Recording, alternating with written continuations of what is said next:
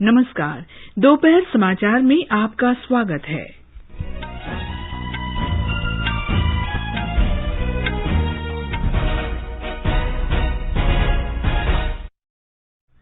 प्रधानमंत्री Narendra Modi artificial intelligence RAISE 2020 शिखर सम्मेलन का आज शाम उद्घाटन करेंगे। जीएसटी राजस्व के विभिन्न मुद्दों पर चर्चा के लिए जीएसटी परिषद की 42वीं बैठक जारी। कोविड-19 से स्वस्थ होने की दर 84.34% हुई। देश भर में भारतीय प्रौद्योगिकी संस्थान में दाखिले के लिए जेईई एडवांस 2020 के नतीजों की घोषणा और आईपीएल क्रिकेट में आज शाम दुबई में रॉयल चैलेंजर्स बैंगलोर का मुकाबला दिल्ली कैपिटल से।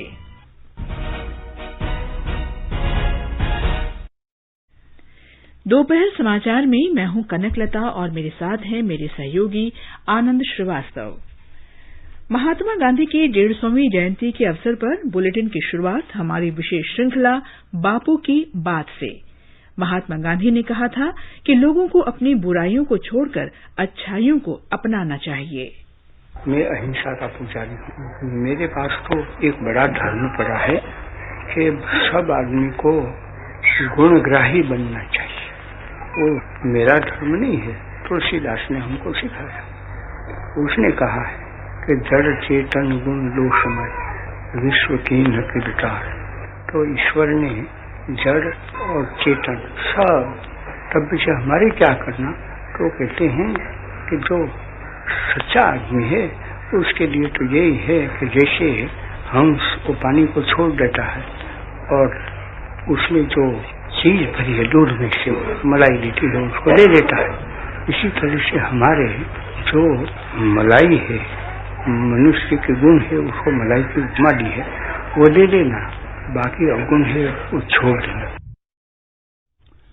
प्रधानमंत्री नरेंद्र मोदी सामाजिक सशक्तिकरण के लिए उत्तरदायी आर्टिफिशियल इंटेलिजेंस यानी रेज शिखर सम्मेलन का आज उद्घाटन करेंगे। इलेक्ट्रॉनिकी और सूचना प्रौद्योगिकी मंत्रालय तथा नीति आयोग इस वर्चुअल शिखर बैठक का आयोजन कर रहे हैं। सम्मेलन 9 अक्टूबर तक चलेगा। इसमें महामारी से निपटने की तैयारियों में आर्टिफिशियल इंटेलिजेंस का समान लाभ, नवाचारों के डिजिटीकरण को प्रोत्साहन, सफल नवाचार के लिए समावेशी आर्टिफिशियल इंटेलिजेंस और भागीदारी जैसे विषयों पर विचार विमर्श होगा। ब्यौरा हमारे संवाददाता से। इस शिखर सम्मेलन में स्वास्थ्य देखभाल, कृषि, शिक्षा, स्मार्ट परिवहन के अलावा अन्य क्षेत्रों में सामाजिक परिवर्तन, समावेशन और सशक्तिकरण पर विचार विमर्श होगा। दुनिया भर के अनुसंधानकर्ता, नीति निर्माता और विशेषज्ञ इस सम्मेलन में भाग लेंगे।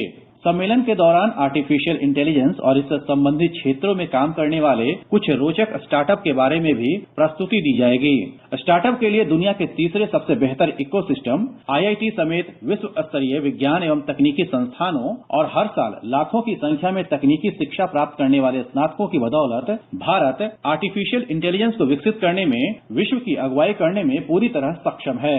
उद्योग विशेषज्ञों का अनुमान है कि 2035 तक आर्टिफिशियल इंटेलिजेंस भारत की अर्थव्यवस्था के लिए $957 अरब आकर्षित कर सकता है।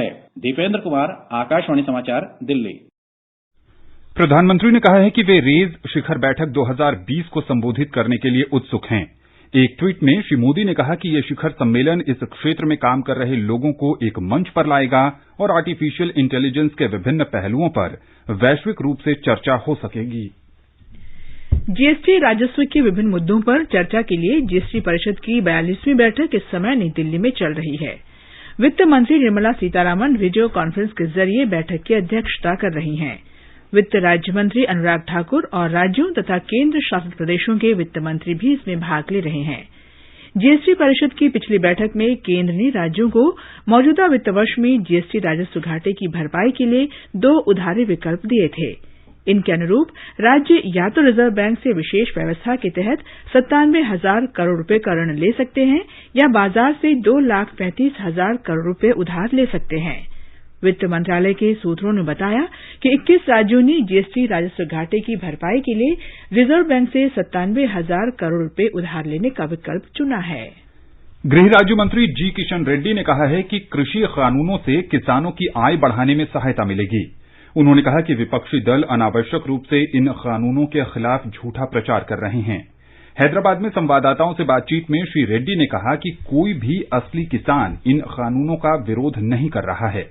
उन्होंने कहा कि जून में जब इन कानूनों के प्रावधानों वाले अध्यादेश जारी किए गए थे तब विपक्षी दलों ने इनका विरोध नहीं किया था। श्री रेड्डी ने किसानों को आश्वासन दिया कि नए कानूनों से किसानों के लिए अपनी उपज का न्यूनतम समर्थन मूल्य तथा उनकी अपेक्षा के अनुरूप मूल्य और कृषि ऋण सुनिश्चित हो सकेंगे। ये समाचार आकाशवाणी से प्रसारित किए जा रहे हैं। ताजा समाचार जानने के लिए आप हमारे Twitter handle @AIR News Hindi को फॉलो कर सकते हैं। ये आकाशवाणी है। सरकार ने कहा है कि देश में कोविड-19 से स्वस्थ होने वालों की दर 84.34% हो गई है। पिछले 24 घंटे के दौरान 76,000 से अधिक रोगी ठीक हुए हैं। स्वास्थ्य मंत्रालय ने बताया है कि स्वस्थ होने वालों की कुल संख्या 55,86,000 से अधिक हो गई है। स्वस्थ होने वालों की संख्या लगातार बढ़ने से वर्तमान में संक्रमित लोगों की दर कुल संक्रमित मामलों का केवल 14.11% रह गई है। इस समय देश में 9,34,000 रोगियों का उपचार चल रहा है। पिछले 24 घंटे के दौरान 74,442 लोगों में कोरोना संक्रमण की पुष्टि होने से कुल संक्रमित लोगों की संख्या 66,23,000 से अधिक हो गई है। मंत्रालय ने बताया है कि केंद्र सरकार की कार्यनीति के प्रभावी कार्यान्वयन और टेस्ट, ट्रैक, ट्रीट में वृद्धि से स्वस्थ होने वालों की संख्या बढ़ी है और मृत्यु दर में कमी आई है। वर्तमान में इस संक्रमण से मरने वालों की दर 1.55% है, जो कि विश्व में सबसे कम है। वर्तमान में मरने वालों की संख्या कम हुई है। पिछले 24 घंटे के दौरान 903 लोगों की मौत से मृतकों की संख्या 1,02,685 हो गई है। भारतीय आयुर्विज्ञान अनुसंधान परिषद के अनुसार विश्व स्वास्थ्य संगठन के परामर्श के अनुरूप प्रतिदिन नमूनों की जांच में वृद्धि की गई है। इसे प्रति 10 लाख की आबादी पर 140 से बढ़ाकर लगभग 6 गुना कर दिया गया है। स्वास्थ्य मंत्रालय ने बताया है कि जांच के मामले में कई राज्यों और केंद्र शासित प्रदेशों ने राष्ट्रीय औसत से बेहतर प्रदर्शन किया है। पिछले 24 घंटे के दौरान 9,89,000 से अधिक नमूनों की जांच की गई है। अब तक लगभग 8 करोड़ नमूनों की जांच की जा चुकी है। मिजोरम में पिछले 24 घंटों के दौरान कोविड-19 का कोई नया मामला सामने नहीं आया है। वहां संक्रमण से मुक्त होने वालों की दर 84.48% हो गई है। राज्य में संक्रमण के 2,120 सक्रिय मामले हैं, जबकि 1,807 लोग संक्रमण से उबर चुके हैं। वहां अब तक कोविड-19 के कारण कोई मृत्यु नहीं हुई है। कुल सक्रिय मामलों में से 67% सशस्त्र बलों और अर्धसैनिक बलों तथा 30% आम नागरिकों के हैं। 1.03% मामले कोरोना योद्धाओं से जुड़े हैं। तेलंगाना में पिछले 24 घंटों के दौरान कोविड के 1,335 नए मामले सामने आए हैं। इसके साथ ही राज्य में अब तक कोविड से संक्रमित लोगों की संख्या 2,06,11 हो गई है। राज्य में कल 37,000 से अधिक नमूनों की जांच की गई। राज्य में 2,176 से अधिक लोगों के स्वस्थ होने के साथ ही संक्रमण से ठीक होने की दर बढ़कर 85.93% हो गई है। संक्रमण से ठीक होने वाले लोगों की कुल संख्या 1,72,388 है। इस बीच राज्य के चिकित्सा और स्वास्थ्य विभाग ने बताया है कि पिछले 24 घंटे में 8 लोगों की मौत के बाद मृतकों की संख्या 1,171 हो गई है। महाराष्ट्र में लगभग 6.5 महीने बाद आज से होटल, रेस्टोरेंट और बार फिर से खुलने से होटल और रेस्टोरेंट मालिकों ने राहत की सांस ली है। दिशा निर्देशों के अनुसार प्रवेश द्वार पर ग्राहकों की कोरोना वायरस लक्षणों जैसे बुखार, खांसी और जुकाम की जांच की जाएगी। हमारे संवाददाता ने बताया है कि केवल बिना लक्षण वाले ग्राहकों को ही भीतर जाने की अनुमति होगी। अनलॉक 5 के दिशा निर्देशानुसार महाराष्ट्र में आज लंबे अरसे के बाद रेस्टोरेंट, बार और फूड कोर्ट खुल गए हैं। आज पहला दिन होने के बावजूद लोगों में रेस्टोरेंट जाने का खासा उत्साह अभी नजर नहीं आ रहा है। हालांकि रेस्टोरेंट खुलने से लोगों को राहत जरूर मिली है। मुंबई में होटल और रेस्टोरेंट को 33% क्षमता पर चलाने की अनुमति दी गई है, जबकि शेष राज्य में 50% की क्षमता की अनुमति दी गई है। होटलों के प्रवेश द्वार पर पैर से चलाए जाने वाले डिस्पेंसर सैनिटाइजर लगाए जा रहे हैं। आगंतुकों के तापमान की जांच की जा रही है और उसके बाद ही उन्हें अंदर जाने की अनुमति दी जा रही है। इस बीच होटल मालिकों को कर्मचारियों की कमी का सामना करना पड़ रहा है, क्योंकि कई कर्मचारी अभी उनके राज्यों से लौटे नहीं है। सोनाली घड़ियाल पाटिल, आकाशवाणी समाचार, मुंबई। दिल्ली के मुख्यमंत्री अरविंद केजरीवाल ने कहा है कि राजधानी में पिछले कुछ सालों में प्रदूषण के स्तर में कमी आई है, लेकिन इस समस्या से निपटने के लिए अभी अनेक कदम उठाए जाने हैं। स्वच्छ और हरित दिल्ली के लिए प्रदूषण रोधी अभियान को शुरू करते हुए उन्होंने कहा कि कोविड-19 महामारी के दौरान प्रदूषण घातक हो सकता है। उन्होंने कहा कि सर्दी के मौसम में पराली जलाने से प्रदूषण बढ़ सकता है और इस समस्या से निपटने के लिए पूसा अनुसंधान संस्थान ने एक समाधान तैयार किया है, जिससे पराली को कंपोस्ट खाद में बदला जा सकता है। इस बीच राष्ट्रीय राजधानी दिल्ली में आज वायु गुणवत्ता मध्यम श्रेणी की दर्ज हुई। अगले 2 दिनों तक इसके मध्यम श्रेणी पर ही बने रहने की संभावना है। पृथ्वी विज्ञान मंत्रालय के वायु गुणवत्ता मॉनिटर सफर ने कहा है कि दिल्ली में सवेरे 10 बजे वायु गुणवत्ता सूचकांक 169 पर दर्ज किया गया, जो मध्यम श्रेणी में आता है। दिल्ली का वायु गुणवत्ता सूचकांक मंगलवार और बुधवार को मध्यम श्रेणी में ही रहेगा, क्योंकि तेज हवाएं चलने के कारण प्रदूषण के स्तर में कमी आएगी। कोविड-19 महामारी के खिलाफ लड़ाई में म्यांमार को सहायता के तौर पर भारत के सेना प्रमुख जनरल एमएम नरवणे और विदेश सचिव हर्षवर्धन श्रृंगला ने आज रेमडेसिविर की 3000 शीशियां सौंपी। ये दवाएं स्टेट काउंसिलर आंग सान सूची को सौंपी गई। कोविड-19 के उपचार की दिशा में एंटीवायरल दवा रेमडेसिविर का उपयोग किया जाता है। जनरल नरवणे और हर्ष श्रृंगला 2 दिन की म्यांमार यात्रा पर हैं। यात्रा का उद्देश्य संपर्क, रक्षा और सुरक्षा सहित कई क्षेत्रों में संबंधों का विस्तार करना है। कोविड-19 पर आकाशवाणी से बातचीत में लेडी हार्डिंग मेडिकल कॉलेज नई दिल्ली के मेडिसिन विभाग में प्रोफेसर डॉक्टर अनुपम प्रकाश ने संक्रमण से बचाव में रोग प्रतिरोधक क्षमता को आवश्यक बताया। उन्होंने लोगों को ये क्षमता बढ़ाने के लिए उचित आहार लेने की सलाह दी। इम्यूनिटी बढ़ाने के लिए एक अपना तनाव कम रखें, पौष्टिक आहार लें, रोज जो है एक फल जरूर करें और खीरा ककड़ी जैसे जो फल होते हैं, जो सैलेड्स जो है वो जरूर बढ़ाएं। इनमें मिनरल्स, एंटीऑक्सीडेंट्स बहुत ज्यादा होते हैं, यही आपको मदद करेंगे और ये जो है प्राकृतिक भी है। खाना अपना पूरा रखेंगे तो हमें कभी कोई दिक्कत नहीं होगी। आकाशवाणी का समाचार सेवा प्रभाग आज अपने फोन इन कार्यक्रम में हिंदी और अंग्रेजी में कोविड-19 पर विशेष परिचर्चा प्रसारित करेगा। नई दिल्ली के सफदरजंग अस्पताल के चिकित्सा अधीक्षक बलविंदर सिंह चर्चा में भाग लेंगे। श्रोता हमारे टोल फ्री नंबर 1800-115767 पर फोन करके विशेषज्ञ से सीधे सवाल पूछ सकते हैं। लैंडलाइन नंबर 011-2331-4444 पर भी सवाल पूछे जा सकते हैं। नंबर एक बार फिर सुन लीजिए, 1800-115767 और 011-2331-4444। हमारे Twitter handle @AIR news alerts पर #AskAIR के जरिए भी सवाल पूछे जा सकते हैं। ये कार्यक्रम आज रात 9:30 बजे से FM गोल्ड और अतिरिक्त मीटरों पर सुना जा सकता है। ये कार्यक्रम हमारी वेबसाइट newsonair.com और हमारे YouTube channel news on AIR official पर भी उपलब्ध रहेगा। Mobile app news on AIR से भी अपडेट लिए जा सकते हैं। आगे बढ़ने से पहले मुख्य समाचारों पर एक नजर। प्रधानमंत्री Narendra Modi artificial intelligence RAISE 2020 शिखर सम्मेलन का आज शाम उद्घाटन करेंगे। जीएसटी राजस्व के विभिन्न मुद्दों पर चर्चा के लिए जीएसटी परिषद की 42वीं बैठक जारी। कोविड-19 से स्वस्थ होने की दर 84.34% हुई। देश भर में भारतीय प्रौद्योगिकी संस्थान में दाखिले के लिए जेईई एडवांस्ड 2020 के नतीजों की घोषणा और आईपीएल क्रिकेट में आज शाम दुबई में रॉयल चैलेंजर्स बैंगलोर का मुकाबला दिल्ली कैपिटल से। बिहार में राष्ट्रीय जनतांत्रिक गठबंधन के मुख्य सहयोगी दल जनता दल यूनाइटेड के कई मौजूदा विधायकों को दोबारा पार्टी का टिकट दिया गया है।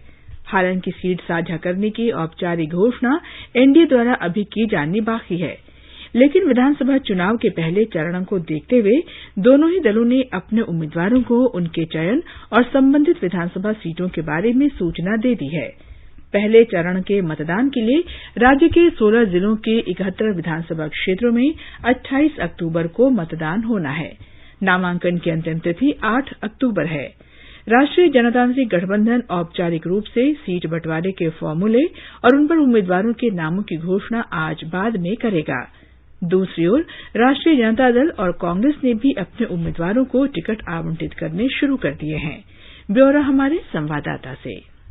17वीं बिहार विधानसभा चुनाव में पार्टियों के नए गठजोड़ के कारण एनडीए और महागठबंधन दोनों में कई मौजूदा विधायकों को अपनी पार्टियों के टिकट गंवाने पड़े हैं। जनता दल यूनाइटेड जदयू ने 2015 के विधानसभा चुनाव में राष्ट्रीय जनता दल के साथ मिलकर चुनाव लड़ा था, जो अब भाजपा के नेतृत्व वाले एनडीए के साथ है। नए चुनावी समीकरणों के कारण दोनों ही पार्टियों को सीटों की अदला बदली करनी पड़ी है या छोड़नी पड़ी है। आज जिन उम्मीदवारों को जदयू में टिकट दिए गए उनमें प्रमुख रूप से राज्य के कैबिनेट मंत्री जय कुमार सिंह, संतोष निराला, शैलेश कुमार और कृष्णनंदन प्रसाद वर्मा शामिल हैं। महागठबंधन में भी नए सहयोगियों के जुड़ने से राष्ट्रीय जनता दल और कांग्रेस को अपनी मौजूदा सीटें वाम दलों के लिए छोड़नी पड़ी हैं। राजद ने झंझारपुर और कांग्रेस ने मांझी क्षेत्र की अपनी जीती हुई सीट वाम दलों के लिए छोड़ दी है। धर्मेंद्र कुमार राय, आकाशवाणी समाचार, पटना। केंद्रीय अन्वेषण ब्यूरो सीबीआई ने कर्नाटक प्रदेश कांग्रेस अध्यक्ष डीके शिवकुमार के आवास और व्यावसायिक प्रतिष्ठानों पर आय से अधिक संपत्ति मामले में छापे मारे हैं। मनी लॉन्ड्रिंग मामले में प्रवर्तन निदेशालय की सूचनाओं के आधार पर विभिन्न स्थानों पर तलाशी अभियान जारी है। आज बेंगलुरु में कांग्रेस कार्यकर्ताओं ने इन छापों के खिलाफ विरोध प्रदर्शन किया।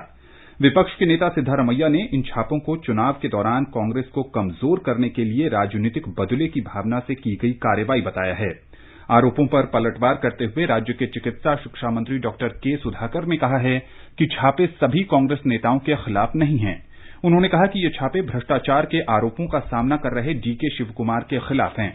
उन्होंने कहा कि उपचुनाव के परिणामों का सरकार पर कोई प्रभाव नहीं पड़ेगा, इसलिए छापे मारने के समय पर सवाल नहीं उठाए जा सकते हैं। उत्तर प्रदेश पुलिस ने हाथरस मामले से संबंधित आपराधिक षड्यंत्र और राज्य में साम्प्रदायिक हिंसा को उकसाने के आरोप में एक प्राथमिकी दर्ज की है। हाथरस जिले के चांदपा पुलिस स्टेशन में दर्ज इस प्राथमिकी में आपराधिक षड्यंत्र और सूचना तकनीक अधिनियम 2008 की धाराओं सहित 20 धाराओं के अंतर्गत मामला दर्ज किया गया है। पुलिस ने दावा किया है कि सरकार को अस्थिर करने के लिए एक बड़ी साजिश रची गई और इस मकसद से विदेशी लिंक सहित एक वेबसाइट भी बनाई गई थी। ब्यौरा हमारे संवाददाता से। उत्तर प्रदेश पुलिस ने दावा किया है कि हाथरस मामले को लेकर पूरे प्रदेश में जातीय हिंसा और दंगा भड़काने के लिए खासतौर पर जस्टिस फॉर हाथरस नाम की एक वेबसाइट तैयार की गई थी, जिसके जरिए फर्जी खबरों और सूचनाओं को फैलाया जा रहा था। इस वेबसाइट के जरिए बड़ी संख्या में लोगों को जोड़ा जा रहा था और इसमें विदेशी तत्वों के शामिल होने का भी अंदेशा है। सुरक्षा एजेंसियों का दावा है कि उन्होंने वेबसाइट को ट्रैक किया और कुछ स्थानों पर इस सिलसिले में छापेमारी की, जिसके बाद रातों रात ये वेबसाइट बंद हो गई। हालांकि वेबसाइट पर मौजूद कथित तौर पर आपत्तिजनक दस्तावेज सुरक्षा एजेंसियों के कब्जे में हैं। वेबसाइट के संबंध में मीडिया से साझा की गई जानकारी के मुताबिक इसमें हाथरस मुद्दे पर देश भर में होने वाले प्रदर्शनों की जानकारी दी गई थी और इन प्रदर्शनों के दौरान पुलिसिया कार्रवाई से बचने के भी तरीके बताए गए थे। यह भी दावा किया जा रहा है कि इस वेबसाइट का इस्तेमाल विदेश से आंदोलन के लिए पैसे का इंतजाम करने में किया जा रहा था और इसके पीछे पीपुल्स फ्रंट ऑफ इंडिया जैसे संगठनों का हाथ हो सकता है। सुशील चंद्र तिवारी, आकाशवाणी समाचार, लखनऊ। पश्चिम बंगाल में उत्तरी 24 परगना के एक स्थानीय भाजपा नेता और टीटागढ़ नगर पालिका के निवर्तमान पार्षद मनीष शुक्ला की कल गोली मारकर हत्या कर दी गई। भारतीय जनता पार्टी ने हत्या की सीबीआई जांच की मांग की है। पार्टी के राष्ट्रीय महासचिव कैलाश विजय वर्गीय ने घटना की जांच के साथ ही पुलिस की भूमिका की भी जांच की मांग की है। इस बीच भारतीय जनता पार्टी ने घटना के विरोध में आज 12 घंटे के बंद का आह्वान किया है। भाजपा कार्यकर्ताओं और समर्थकों ने उत्तरी 24 परगना के ईचापुर में घोषपारा सड़क को बंद कर दिया है। पश्चिम बंगाल पुलिस मामले की जांच कर रही है। भाजपा ने पार्षद मनीष शुक्ला की मौत को लेकर पश्चिम बंगाल की तृणमूल कांग्रेस सरकार पर हमला बोला है। नई दिल्ली में भाजपा प्रवक्ता संबित पात्रा ने कहा कि मनीष शुक्ला की हत्या टीटागढ़ पुलिस स्टेशन के सामने ऐसे लोगों ने की जिनके चेहरे ढके हुए थे। ये बात बहुत ही चिंताजनक है। श्री पात्रा ने आरोप लगाया कि पिछले 2 महीनों में वहां कई राजनीतिक हत्याएं हुई हैं और राज्य में लगभग हर रोज भाजपा कार्यकर्ताओं को मारा जा रहा है। उन्होंने इस मामले में मुख्यमंत्री ममता बनर्जी से स्पष्टीकरण भी मांगा है। असम राज्य परिवहन निगम ने वहां के all Assam motor transport association द्वारा घोषित की गई अनिश्चितकालीन हड़ताल को देखते हुए 650 बसों को राज्य भर में चलाने का फैसला किया है। ये हड़ताल किराए को बढ़ाने की मांग को लेकर की गई है। राज्य परिवहन विभाग की हड़ताल न करने की अपील को एसोसिएशन ने नहीं माना है। राज्य के परिवहन मंत्री चंद्र मोहन पटवारी कल बैठक करके हड़ताल करने वालों की मांगों पर चर्चा करेंगे। पूर्व केंद्रीय मंत्री और उत्तर प्रदेश के सहारनपुर से 9 बार सांसद रहे श्री रशीद मसूद का आज सुबह निधन हो गया। उन्होंने लंबी बीमारी के बाद रुड़की के एक अस्पताल में आज अंतिम सांस ली।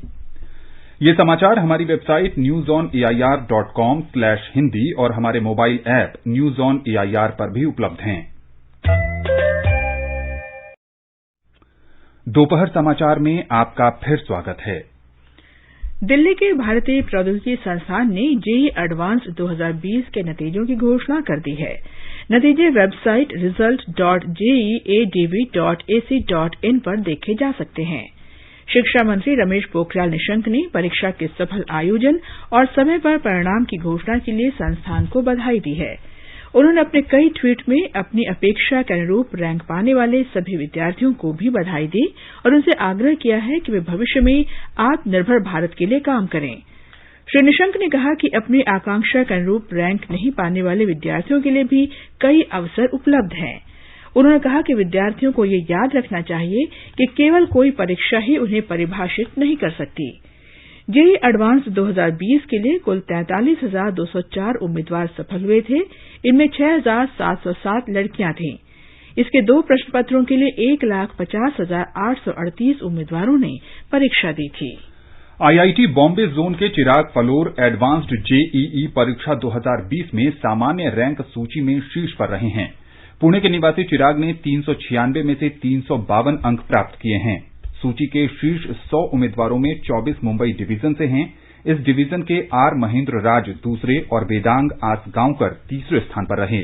स्वयं चुबे को चौथा और हर्ष शाह को 5वां स्थान मिला है। नियति मेहता मुंबई डिवीजन से लड़कियों में पहले स्थान पर रही हैं। कुल 1,50,838 उम्मीदवारों ने ये परीक्षा दी थी। इनमें 43,204 ने क्वालीफाई किया है, जिनमें 6,707 लड़कियां हैं। केंद्र शासित प्रदेश जम्मू कश्मीर में दक्षिण कश्मीर के पुलवामा जिले के पाम्पोर में कांदजाल इलाके में सीआरपीएफ के गश्ती दल पर आतंकवादियों के हमले में 2 जवान शहीद हो गए और 3 अन्य घायल हुए हैं। केंद्रीय रिजर्व पुलिस बल के सूत्रों ने बताया कि सीआरपीएफ की 110वीं बटालियन के दल पर आतंकवादी हमला किया गया। इसमें 5 जवान घायल हुए और उन्हें इलाज के लिए 92 बेस अस्पताल पहुंचाया गया। वहां उनमें से 2 गंभीर रूप से घायल जवानों ने दम तोड़ दिया। हमले के तुरंत बाद इलाके में यातायात रोक दिया गया है और हमलावरों को पकड़ने के लिए बड़े पैमाने पर तलाश अभियान शुरू किया गया है। ब्यौरे की प्रतीक्षा है। लद्दाख क्षेत्र में किसी भी आकस्मिक स्थिति से निपटने के लिए भारतीय वायुसेना की तैनाती दृढ़ता से की गई है। भारतीय वायुसेना के प्रमुख air chief marshal RKS Bhadauria ने आज नई दिल्ली में संवाददाताओं को संबोधित करते हुए कहा कि लद्दाख में सभी क्षेत्रों में वायुसेना की उचित तैनाती की जा चुकी है। चीन के साथ सीमा गतिरोध को देखते हुए वायुसेना प्रमुख ने कहा कि प्रतिद्वंद्वी को कम करके आंकने का कोई सवाल ही नहीं उठता। उन्होंने कहा कि भारतीय वायुसेना की क्षमताओं ने हमेशा विरोधियों को हैरान किया है। एयर चीफ मार्शल भदौरिया ने यह भी कहा कि भारतीय वायुसेना 2 मोर्चों पर युद्ध सहित किसी भी संभावित संघर्ष के लिए तैयार है। उन्होंने कहा कि नए खतरे भारतीय वायुसेना की मजबूत क्षमता को और बढ़ाते हैं। उन्होंने कहा कि रफाल को शामिल करने से भारतीय वायुसेना की मारक क्षमता में काफी बढ़ोतरी हुई है। IF is working proactively to enhance integration and interoperability amongst the 3 services, which will boost our war-waging potential. The creation of CDS and DMA have been a landmark step towards increasing tri-services effectiveness, coordination, and overall combat capabilities of the Indian Armed Forces. रक्षा अनुसंधान और विकास संगठन DRDO ने supersonic missile assisted release of torpedo smart का सफल परीक्षण किया है। रक्षा मंत्री राजनाथ सिंह ने डीआरडीओ तथा इस अभियान से जुड़े अन्य लोगों को बधाई देते हुए कहा है कि पनडुब्बी रोधी युद्ध में क्षमता विकास वृद्धि के लिए ये एक महत्वपूर्ण तकनीकी उपलब्धि साबित होगी। पर्यावरण, वन और जलवायु परिवर्तन मंत्री प्रकाश जावड़ेकर ने कहा है कि देश भर में प्राणी उद्यानों की स्थिति बेहतर बनाने के लिए एक विस्तृत योजना तैयार की जाएगी। उन्होंने कहा कि इसके लिए बजट आवंटन बढ़ाया जाएगा ताकि चिड़ियाघर देखने जाने वाले लोगों के अनुभव बेहतर हो सकें। श्री जावड़ेकर ने वन्य जीव सप्ताह 2020 में वर्चुअल माध्यम से भाग लेते हुए बच्चों के साथ बातचीत की और प्राणी मित्र पुरस्कार प्रदान किए। उन्होंने उन सभी पुरस्कार विजेताओं को बधाई दी जिन्होंने प्राणी उद्यान के जानवरों के प्रति अनुकरणीय करुणा दिखाई है। श्री जावड़ेकर ने कहा कि दिल्ली में राष्ट्रीय प्राणी उद्यान के पारिस्थितिकी तंत्र के आर्थिक मूल्यांकन से पता चला है कि जितना आप प्रकृति पर खर्च करते हैं वो उससे अधिक आपको लौटाती है। श्री जावड़ेकर ने कहा कि सरकार देश में और अधिक प्राणी उद्यान बनाने के लिए प्रतिबद्ध है। इसके अलावा वन्य जीवों के संरक्षण में सार्वजनिक भागीदारी को बढ़ावा देने के प्रयास किए जाएंगे। उन्होंने कहा, प्राणी उद्यानों का विकास वन्य जीवों और मनुष्यों के बीच समन्वय सुनिश्चित कर सकता है। नेशनल हाईवे जो बनते हैं उसके थोड़े थोड़े अंतर पर सीमेंट के एक छोटा प्लेटफॉर्म भी बनाते हैं ताकि उस प्लेटफॉर्म पर आकर वो बैठ सके और गर्मी पा सके, लेकिन सड़क पर नहीं आएंगे तो मरेंगे नहीं। ये भी एक अच्छा प्रयोग शुरू हुआ। दूसरा प्रश्न था काजीरंगा में जो प्राणी आते हैं, खासकर गेंडा भी है और बाकी भी प्राणी है, वो जो बाढ़ आती है तो बाढ़ के बाद बड़ा प्रॉब्लम आता है। इसके लिए हमने एक नया उपाय किया, हाईलैंड्स बनाने का। आवासन और शहरी मामलों के मंत्री हरदीप सिंह पुरी ने कहा है कि संयुक्त राष्ट्र सतत विकास लक्ष्य 2030 पृथ्वी और लोगों के लिए एक दिशा निर्देशक दस्तावेज है। उन्होंने कहा कि इसमें शामिल 177 सतत विकास लक्ष्य और 169 नियोजित कार्य सामूहिक दृष्टिकोण को दर्शाते हैं।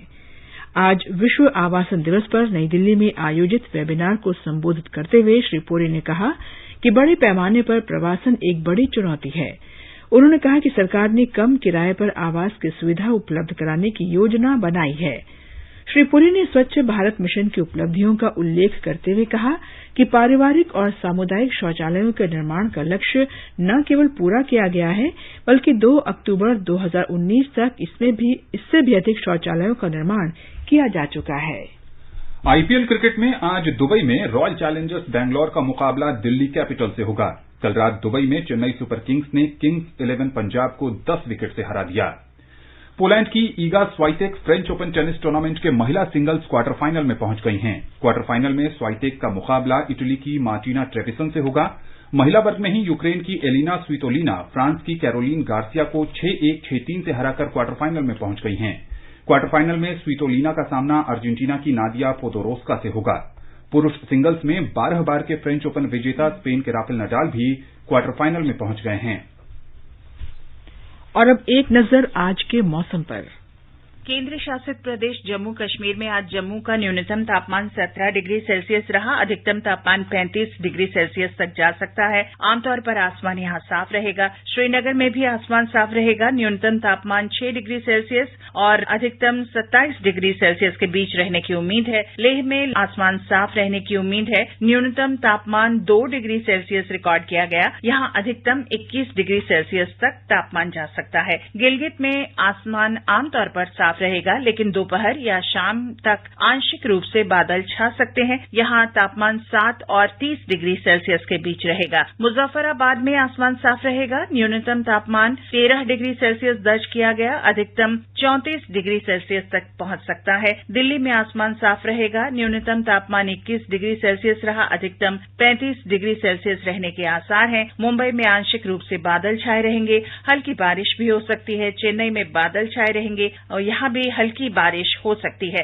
कोलकाता में आमतौर पर बादल छाए रहेंगे। देहरादून में तापमान 19 से 32 डिग्री सेल्सियस के बीच रहेगा। यहां दोपहर या शाम तक आंशिक रूप से बादल छा सकते हैं। गुवाहाटी में शाम या रात तक गरज के साथ बौछार पड़ने की संभावना है। समाचार कक्ष से चंद्रिका जोशी। आइए अब सुनते हैं बापू का प्रिय भजन वैष्णव जन तो, जिसे गाया है बांग्लादेश के कलाकारों ने। वैष्णव जन तो तेरे कहे जे पेड़ पर आए जाने रे पर दुखे उपकार करे तोए पर दुखे उपकार करे तोए मणय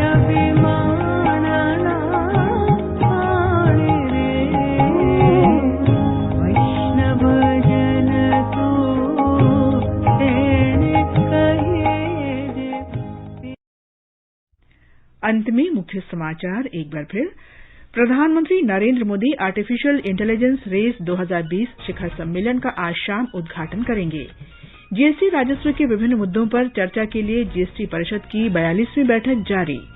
कोविड-19 से स्वस्थ होने की दर 84.34% हुई। देश भर में भारतीय प्रौद्योगिकी संस्थान में दाखिले के लिए जेईई एडवांस 2020 के नतीजों की घोषणा और आईपीएल क्रिकेट में आज शाम दुबई में रॉयल चैलेंजर्स बैंगलोर का मुकाबला दिल्ली कैपिटल से। इसके साथ ही दोपहर समाचार का ये अंक समाप्त हुआ। नमस्कार।